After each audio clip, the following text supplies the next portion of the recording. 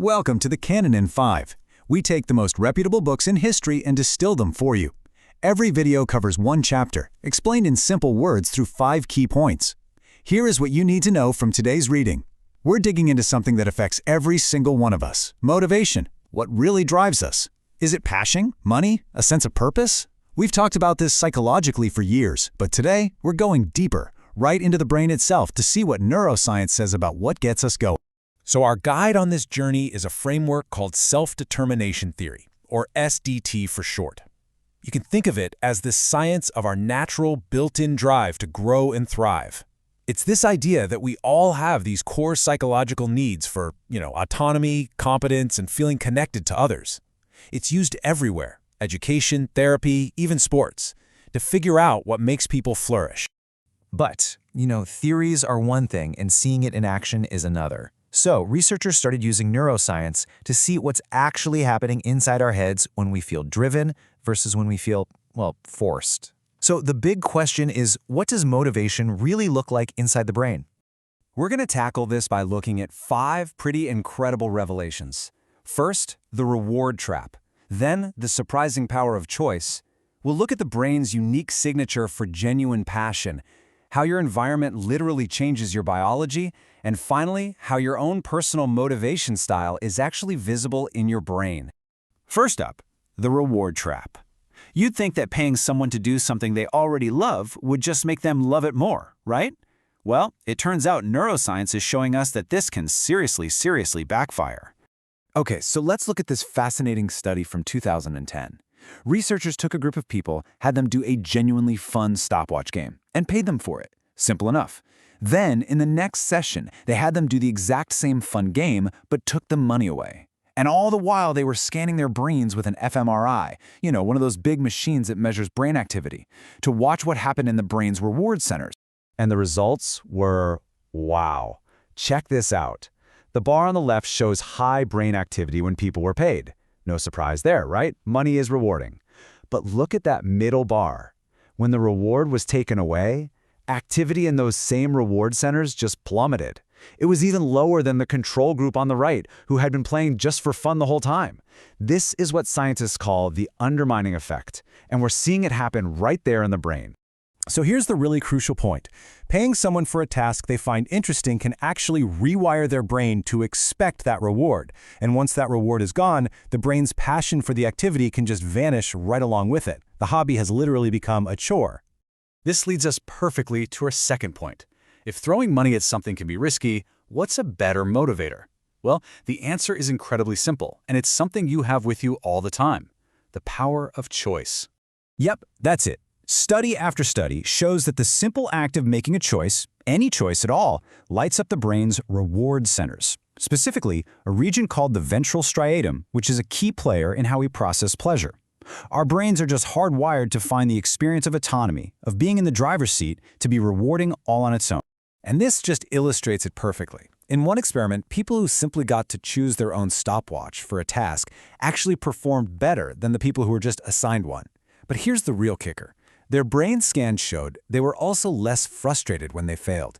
Just having made a small choice made their brains more resilient. So choice isn't just a preference, it's a genuine performance enhancer. Okay, so we've seen that both money and choice can fire up our reward centers, but is there a real difference in the brain between being bribed and being genuinely passionate? That brings us to our third revelation, the feeling of self. For a while, this was a real puzzle for neuroscientists, because when they looked at brain scans, they saw that being genuinely interested in something and, being paid for it both lit up the same reward regions, like the striatum. From the outside, the brain's response looked surprisingly similar. But they kept digging, because they just knew there had to be something that set true internal passion apart from a temporary external boost. And you know what? They found it. And the difference is in this incredible part of the brain called the anterior insula. Think of this area as a hub for everything related to you. It integrates all your internal feelings and sensations with what's happening outside to create your subjective feeling of self.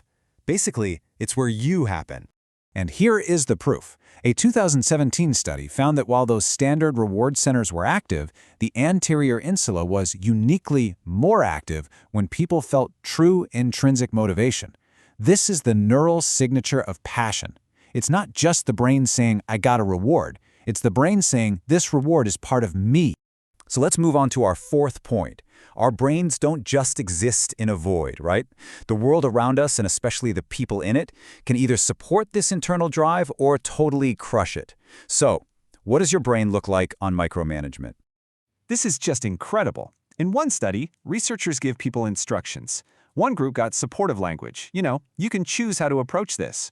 The other got controlling language, like, you must do it this way. Then they took saliva samples and measured cortisol, the body's main stress hormone. The result? The controlling language literally, biologically, stressed people out. Their cortisol levels shot up.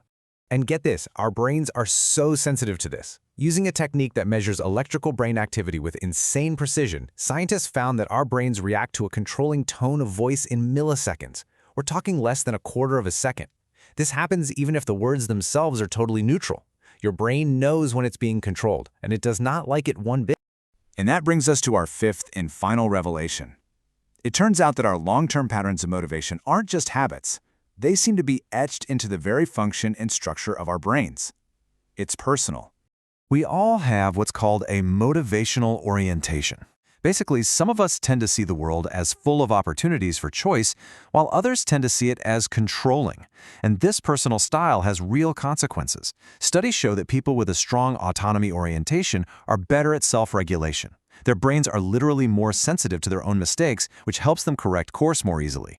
But this might be the most profound finding of all. These long-term patterns may be reflected in the brain's actual physical structure. A study from 2020 found that people who felt their psychological needs were met more often, feeling autonomous, competent, and connected, actually had greater gray matter volume in that key reward region, the ventral striatum. The way you experience motivation may physically shape your brain over time. So let's do a super quick recap, your 5 key takeaways. 1. Be careful with external rewards. They can kill real passion. 2. Choice is a powerful, built-in reward system for your brain. 3. True passion lights up the brain's center of self, the anterior insula. 4. Controlling environments create real biological stress. And 5. Your lifelong motivation style is visible right there in your brain's architecture. Look, these aren't just some abstract scientific findings. This is like a user's manual for our own minds and for creating the kinds of schools, workplaces, and families where people can really thrive. Which leaves us with one final crucial question. Now that you know how your brain builds motivation,